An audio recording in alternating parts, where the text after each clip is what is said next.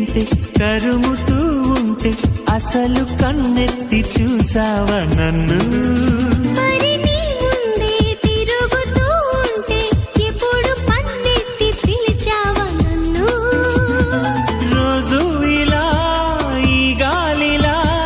నీ చెవిని తాకేది నేనేగా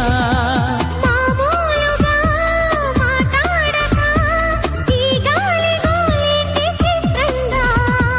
కలుసుకో త్వరగా కలలు నిజమవగా కళ్ళలో చేరవ